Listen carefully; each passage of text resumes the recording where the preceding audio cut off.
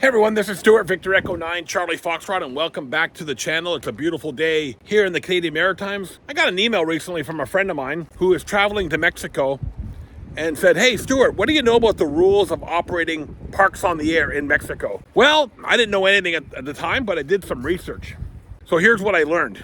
Mexico, it is impossible for any US, Canadian, or any other visiting amateur to get any temporary operating license, a reciprocal license of any sort in Mexico. In 2014, the Mexican government underwent a significant telecommunication reform and basically suspended, terminated, whatever word you want to use, any reciprocal licensing. So even people that were granted prior to 2014, those privileges have been revoked to the best of my knowledge. So it is impossible. The answer is no. There are no reciprocal licensing agreements between Canada, United States, or practically any country that I'm aware of for operating in Mexico.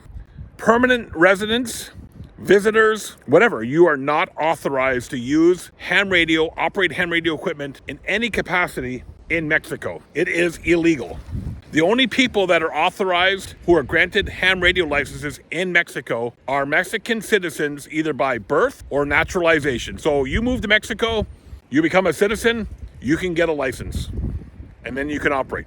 If you move to Mexico but you're not a citizen, you cannot operate. If you're going to Cancun on vacation and you want to go to a POTA location, you cannot operate. You have to be a citizen, either by birth or naturalization. There is zero reciprocal licensing agreements with Mexico, either under IARP or CEPT or anything else. There is none. There are none. There's no questions asked. No possible way for you to get a license to operate either part-time unless you're a citizen of Mexico. So you cannot go down as an American or a Canadian to Mexico, set up a POTA station and start calling CQ POTA. Now, what you can do, you can become a friend with a Mexican ham and you can go out in the field with them and they can use their call sign, they can operate their station. But now this is a little bit of a gray area. I heard you can potentially operate under the Mexican call sign with a Mexican friend as long as they are in control of the system, the equipment, but you cannot go there and operate. You can go and become a shortwave listener or go out with a friend and log for them, but you cannot operate ham radio. Now, again, this gray area is that you can go out with them and potentially use their call sign, but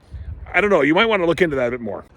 Mexico, as of 2014, no reciprocal agreements at all. They shut that down. So short answer is no, not possible. Well, I won't say not possible. Anything's possible, but the bureaucratic process, and even before 2014, the bureaucratic process was pretty tough. So don't go to Mexico and operate. I did one time work a station who identified as X-ray Echo 2 stroke is American call sign.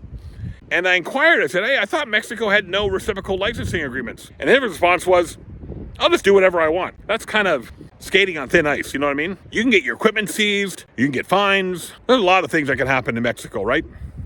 So go to Mexico, enjoy the beaches, drink lots of Coronas, enjoy their culture. Just don't play ham radio. Sorry, that's the answer. An astounding no. So there you go. I'm Stuart, Victor Echo 9, Charlie Foxtrot. Hope that answered the question. See you guys in the next video. Bye-bye for now.